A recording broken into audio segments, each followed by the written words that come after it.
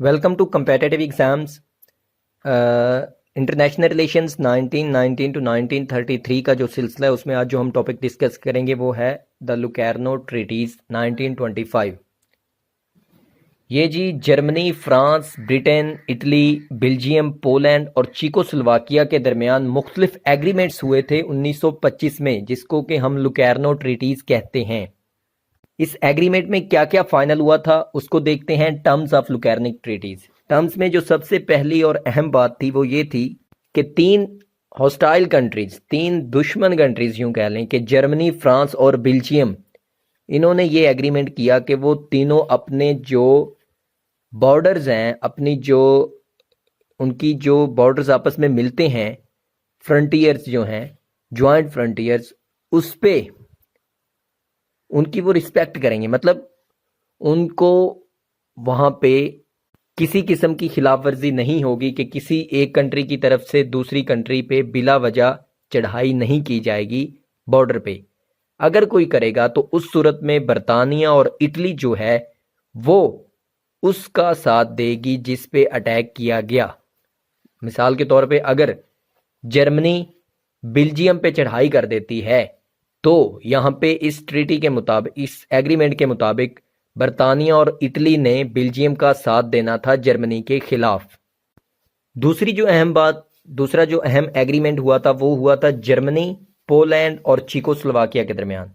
Germany ने इन दोनों countries के साथ एग्रीमेंट किया कि अगर आपका कोई भी डिस्प्यूट, कोई भी झगड़ा होता है, उसमें एज अ सालिसी के तौर पे जर्मनी इंटरफेयर करेगा। लेकिन यहाँ पे ये बात ज़हन में रखनी है कि जर्मनी ने इन दोनों कंट्रीज के साथ सरहद के मामलात में कोई एग्रीमेंट, कोई मुआहदा नहीं किया। जिस तरह के फ्रांस और बेल्जियम के साथ जर्मनी कर चुका था कि वो अपनी सरहदों पे किसी भी किस्म की बदमाशी नहीं करेंगे, वो वाला एग्रीमेंट चीकोस्लोवाकिया और पोलैंड के साथ नहीं हुआ। और तीसरा जो अहम एग्रीमेंट था वो ये था कि फ्रांस जो है वो पोलैंड और चीकोस्लोवाकिया की हेल्प करेगा किस सूरत में, अगर जर्मनी ने इन दोनों कंट्रीज पे अटैक किया तो। ये तीन बड़े जो एग्रीमेंट्स थे वो हुए लुकैर्नो ट्रीटीज में। नेक्स्ट है रिजल्ट्स ऑफ लुकैर्नो ट्रीटीज कि इसका असर क्या हुआ। तो उस दौर में इन ट्रीटीज को बहुत ही जोशो खरोश के साथ इसको वेलकम किया गया और इसको अमन का एक बहुत बड़ा यूं कह लें कि नारा समझा गया कि दुश्मन कंट्रीज ने आपस में इस तरह के मुआहदे किए जो कि अमन की तरफ लेके जा रहे थे। और उस दौर में इन लुकैर्नो ट्रीटीज को लुकैर्नो हनीमून का नाम दिया गया कि खुशी के तौर पे इसको मनाया गया।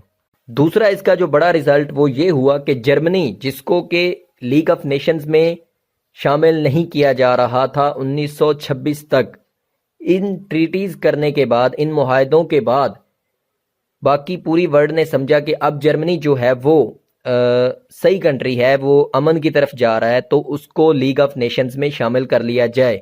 तो उसको ना सिर्फ लीग ऑफ नेशन में शामिल किया गया बल्कि उसको परमानेंट काउंसिल में एक सीट भी दे दी गई। तो ये as a result of Locarno treaties हुआ। लुकैर्नो ट्रीटी के असर के तौर पे उनको लीग ऑफ नेशंस में ऐड किया गया।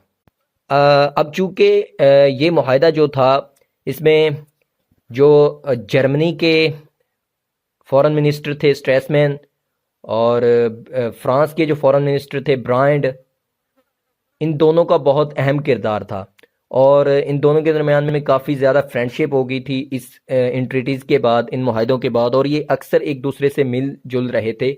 और इनकी इस मुलाकात में ऑस्टन चैम्बरलेन, जो कि ब्रिटिश फॉरेन मिनिस्टर था, बरतानिया का फॉरेन मिनिस्टर था, वो भी इनके साथ इनकी तकरीबन हर मीटिंग में इनको ज्वाइन करता और आपस में इनकी फ्रेंडली डिस्कशन होती, जो कि एक बहुत बड़ी बात थी कि दुश्मन कंट्रीज़ जो कि फर्स्ट वर्ल्ड वार में एक दूसरे के ख़िलाफ़ लड़ी थी, वो अब एक ही जगह पे बैठ के उनके फॉरेन मिनिस्टर्स खुशगपियाँ कर रहे हैं, फ्रेंडली गपशप हो रही है और चीज़ों को सुलझाया जा रहा है। तो इस चीज़ को देखते हुए, इसको एज अ पीस प्रोग्रेस देखते हुए, अमन का एक यूं कह लें कि निशान, अमन की एक अमन के तौर पे इसको समझते हुए इन तीनों को इकट्ठे नोबेल पीस प्राइज मिला था।